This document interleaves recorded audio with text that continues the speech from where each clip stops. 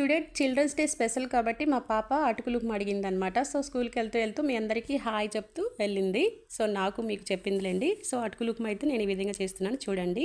చాలా బాగుంటుంది. ఎప్పుడు చేసే వాళ్ళైతే మీకు తెలిసే ఉంటుంది, తెలియని వాళ్ళకైతే నేను చూపిస్తున్నాను అనమాట. నేను ఇంట్లో పిల్లలకి చేశాను కాబట్టి చేసి వీడియో చేశాను అనమాట.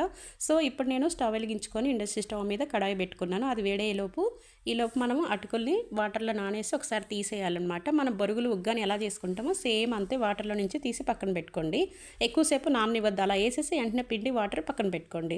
అయితే ఇప్పుడు మనం స్టవ్ మీద నేను పెట్టాను కదా, అది వేడైపోయింది. అందులో కొంచెం ఆయిల్ వేసేసుకొని పోపు గింజలు, అలాగే కొంచెం వేరుశనగ గుండ్లు వేసేసుకొని కొంచెం కరివేపాకు, పచ్చిమిరపకాయ చీలికలు, అలాగే ఒక ఉల్లిపాయ, ఇంకా ఒక టమాటా, అలాగే కొంచెం పసుపు, ఉప్పు మీకు తగినంత వేసుకోండి. నేనైతే నాకు తగినంత నేను వేసుకుంటున్నాను అనమాట. సో అలా వేసేసుకొని కొంచెం కొత్తిమీర వేసేసుకొని లాస్ట్గా నిమ్మకాయ పిండేసి దించేస్తే మన అటుకులు ఉప్మా అనేది రెడీ అయిపోతుంది. తప్పకుండా ట్రై చేయండి.